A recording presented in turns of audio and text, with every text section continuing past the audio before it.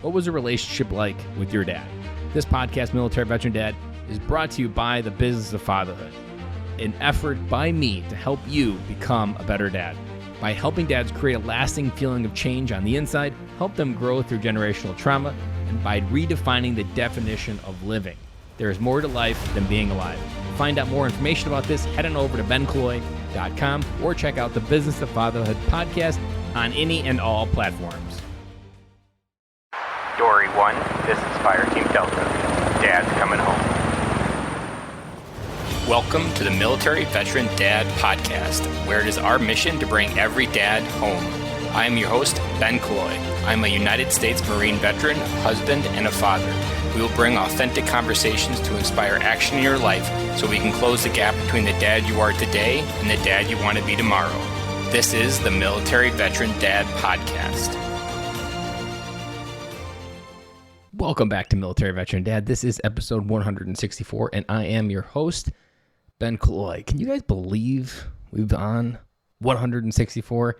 We are climbing up to 200, and thinking back to 2019, when this podcast first launched, thinking that making it to episode 164, let alone 100, or even shooting for the moon at 200, I wouldn't have honestly thought this podcast would have gone as far, that many people would have gotten as much value out of it. But man, this podcast has helped me in ways that I'm still always understanding, and that I probably will never fully understand the impact that this podcast has had on my life. If it has had an impact on your life and you want to help me help this podcast, share it with a friend. If you get value out of this episode, if you've gotten value out of any other episode, share it with a military dad. A military dad being one active duty or someone that's a veteran, maybe a reservist. This podcast needs to get into more hands. It is not enough hands out there for all the military dads. So if you've gotten value, I ask that you please share it. I would be forever humbly grateful. Going to change it up a little bit. We're going to go to a top 5 episode instead of an interview show. Calendar got a little bit mixed up, so this is going to be something that's going to be a little bit of bonus, and we'll hopefully get back to the interview shows next week. So this week, what I've got prepared for you is 5 reasons to love being a military dad. I know there's a lot of different people out there that maybe struggle to identify with being a military dad. These 2 words don't really go well in their mind, maybe, that I'm in the military, but I don't actually get to be a dad, or I have to be in the military, or I have to be a veteran, and like this idea of connecting these two just make it really difficult.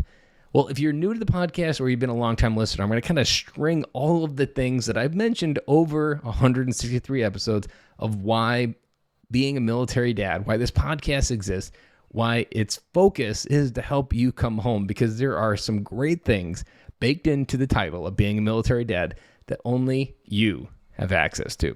So let's get started with our 5 reasons. Number 1, we have a view of the world that only, on average, 7% of the population has. Let's break that down. Think about this. Every person who served on active duty, is on active duty right now, or has served in some type of capacity that's currently as a veteran status that is alive right now, that makes up about 7% of the population. That means that 7% of the population has experienced life in a way that the others couldn't even come close, usually. Either through war, through deployments, through training, through boot camp, through adversity. There is a depth to this view that we don't really give ourselves enough gravitas to feel. Because essentially, think about this. When I take this idea that you have something that only 7% of the population has, you also now, and we're going to dive into this a little bit deeper as we work through our top 5 here, you have something that you can give to your kids that's an advantage. You have something to gift to your kids that gives them a leg up, that helps them experience life on a different level, and it gives them that upper hand to get into life. Even from just the basic advantage of the GI Bill and being able to pass that down to your kids to get a college education without having to worry about debt. These ideas are pretty simplistic, but I don't think the civilian population realizes some of the advantages they have, And I know the military population kind of just leaves this behind. We always struggle in our transition to figure out what the military gave us, to figure out how to use it, to apply it in the civilian world. And I think we don't give it enough credit in this category of being a dad. Because as a dad, you have something that no one else can touch. So remember that what you've experienced, how you've seen the world, how it showed up to you, where you've traveled to, all of these different things, whether you've been to war, all of these different things make you so unique that if you were able just to pass a fraction of that on to your kids, they will be that much stronger and more capable of who they can become. Number 2, leading in from capability, we have a massive amount of trained capability baked into us. Let me unpack that a little bit. Think about all the different things that you were taught. Think about all the different mindsets and things that you had to overcome to get where you are today. There is different things within boot camp. There's firing the M16. There's different TAD trainings. There's infantry training. Depending on your career, your job, you might have been exposed to different capabilities of how to think, how to train, how to manipulate people. Maybe if you were an intelligence officer or worked with any of those areas where you actually have to understand some human psychology. Or think about the capabilities to manage an aircraft. Think of the detail orientation that it takes to manage an F-16 or a helicopter. All of these different things give you capabilities. And why capability is so important is because you probably have heard me say, if you're a longtime listener, I don't want my kids to have a better life than I did. I want my kids to have a more capable life than I had. Capability comes from experience. Capability comes from training. Capability comes from the things that you've learned and how you've experienced your life. So remember that what you've learned, what's gotten you to where you are right now, that capability to get to that point, again, if you can pass that down to your kids, they will have an advantage that no one else can touch. Because most civilians, they pick one thing and that becomes their thing. In the military, you do have that one thing. But very rarely are you trained in only one job. And very rarely are you just not sharpening all the different tools from your mind, your muscles, your body. All these different skill sets get honed, trained, and focused when you're in the military. So remember, your capability is what you want to pass on. And military dads are perfectly aligned with that capability. Number 3, stories. Now, these are some stories that maybe X-rated, PG-13, that may be a little bit too sensitive for your kids to hear initially when they're younger. But at some point, every story that you have, whether it be a horrific story from war or maybe just a story of overcoming adversity from boot camp, all of these stories create lessons. And one of the best ways to teach your kids about who you are is through stories. That your stories help them understand who you are. I think one of the most powerful things we don't realize and we underestimate, whether it be civilian or even a veteran or in the active duty community, is having your kids understand who you are, how you lived, and the stories that made up your life. Because as a veteran, you are only forgotten when no one remembers your name. And remembering your name is how you create a legacy. If you don't pass on anything worth remembering, no one's going to remember what you did. No one's going to remember the significance you had in their life or in your family tree. Stories are those things that can be passed down from generation to generation and can make up those things that you pass on. And maybe you've had those stories in your life where you pass on, or maybe if you got military history in your family, there's a war story from World War I or World War II. Those stories live. If those stories live, you live. If you want to live well beyond your time here on Earth, pass on your stories, because different things come in your kids' lives, and instead of just telling them what's right and what's wrong, use a story.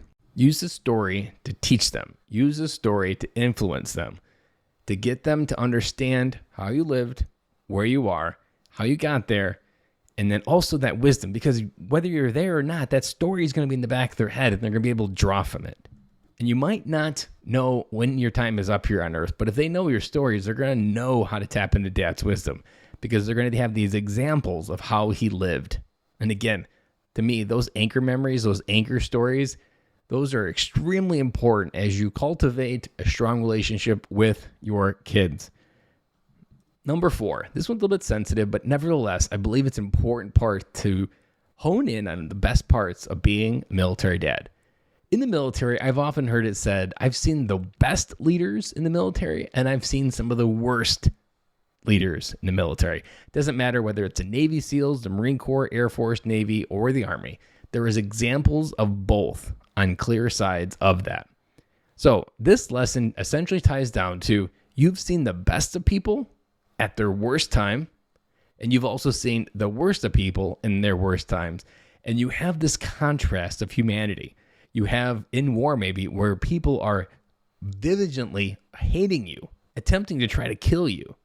And then you have these other moments where you maybe have someone on the side of you saving your life, or you see a humanitarian fighting to feed these kids or to give them a soccer ball type moments. You see humanity at its best and you see humanity at its worst. Most Americans never experience any real diversity from the contrast of humanity. They see it on the news, and that's the most context they get of the dark side of humanity and the light side of humanity. And they have to live their life somewhere in the middle. If you can understand how those things shaped you, how they understand how they shaped your decisions in life, and allowed you to maybe be more empathetic, to shape and modify how you think and make decisions based on where someone's operating, that right there, that character trait, you pass that on to your kids, they are going to be able to have some amazing skill sets in life, because life doesn't necessarily get any different. It's just different contrasts and different experiences. And you may not be in war, but at work, there are definitely the worst of people and there are the best of people. If you can help your kids understand both, if you can help them understand how to get through both, and if you can understand how to identify those people, you will be able to give your kids an edge on emotional intelligence that most people won't even be able to touch. And to wrap up, number 5. This one is fun. To close it out, this one is we know how to adventure, whether it be camping on the middle of Camp Pendleton or whether it be doing these crazy things out of airplanes. We know where the edge of life is and we know how to find it. We know how to create it. We know how to kind of do crazy a little bit. Now, you're not going to take your kids on a crazy military style mission, but we know how to get that feeling and adrenaline of where you're on the edge of living. It's often said when you're jumping out of an airplane, I've not jumped on an airplane, this advice is passed on, that like you feel the fear right up into the edge. And then the moment you push past that door, you feel the fear leave your body and there's just nothing but the experience. You know how to create that. You know how to teach your kids to create it. You know how to invite it into their life. And adventure is such a simple tool to teach your kids about living and having fun. And you don't have to do it on a crazy level. I've shared many adventure stories on this podcast, whether it be a scooter adventure, a bike adventure, or just throwing everything in the car and going on a day adventure to find a random ice cream shop an hour away. You have this capacity to create adventure. Channel it, use it, and help your kids experience life on a way, again, that only a few have ever been able to experience. 7% is how many people have the opportunity to do what you have. You can give your kids a capable life, a fulfilling life, and one where they know how to access the joy, the fun, the experience, the thrills, and not get caught up in the hustle and bustle that we often get caught up in the American dream. The American dream is not about these 8 to 5 things that the car payment, the house, the suburbia. The American dream is about living and experiencing freedom in a way that we know how to do. We've fought for it. We've seen what it looks like without it. These are things that, as a military dad, you have an amazing ability to hone, to do, and to keep going. So that is my 5 reasons to love being a military dad. I would love to hear your feedback on this. Drop me an email, ben@militaryveterandad.com. Otherwise, we'll be back next week to close out this show and have an amazing week. We'll do it all over again next week.